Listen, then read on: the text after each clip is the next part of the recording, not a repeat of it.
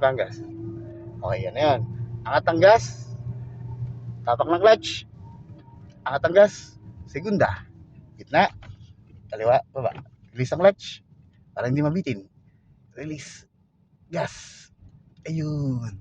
Nakita mo yung bitin niya? Ibig sabihin yun, nabitin. So, posibleng, alam mo, may nangyayari din na yung matagal tayo magpasok ng gear. So, kaya maganda, kaya mas maganda ang gusto niya, yung may buwelo. Yung buwelo na sinasabi ko, bigyan mo ng gas, yun na. Ayun ang gusto niya, yun yung manual. Para mabagal ka man mag-release ng clutch, at least, bitak mo ba siya? Angat pa sa gas, tapak ng clutch, third gear, relax ang kaliwang kamay, gitna, taas, release. Okay. So, yun, gas ulit. Nabibitin siya ulit. Pero kailangan mo siyang up. Yan, kagaya yan. Hindi kaya ng third gear yan. Babalik ka ng second gear. Release ng gas, tapak ng clutch, second gear. Huwag magmadali sa alisin yung pa sa gas. Full clutch muna. Gitna. Kaliwa. Kagaya yan. Papunta na sa stop yan. Gamitin mo yung preno. Huwag yung kung fu, huwag yung kung fu. Ayun o, kung fu.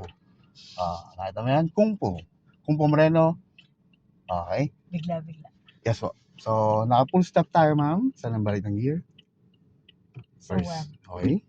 So, paano ang release nito? Yung half clutch tayo, ha? Kasi nakahangin tayo, eh.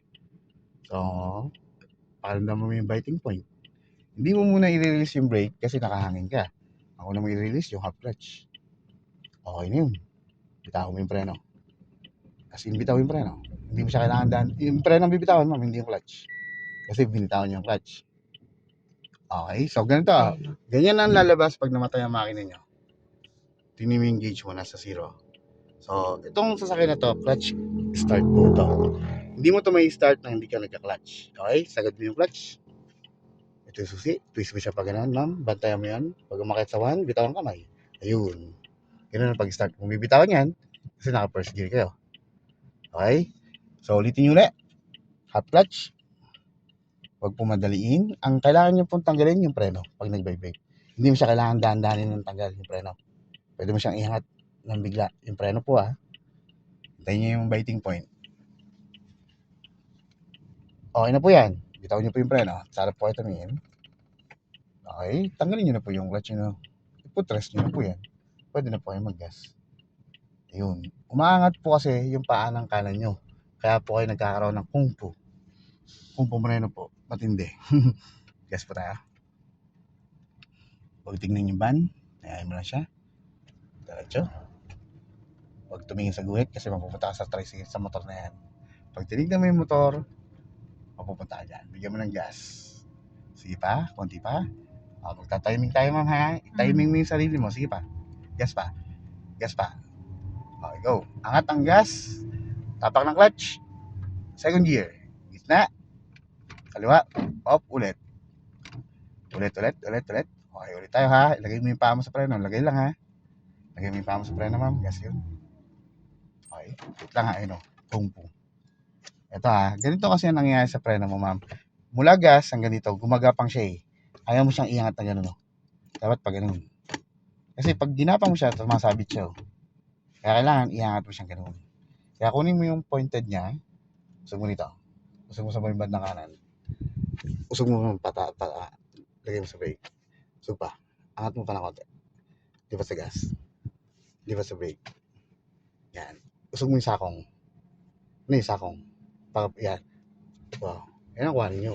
Kasi nagkukungpo siya, eh. Ibig sabihin ng kungpo, may puwersa siya, ma'am. First gear. Full clutch. Sagad po ang clutch, ha. Ulit po. Sagad niyo po yung clutch. Nakasagad ang clutch. Okay, yun. Kasi pag hindi siya sagad, di papasok yan. Lagay yung pa sa preno. Okay. Half clutch mo. Vibrate. Biting point, ha.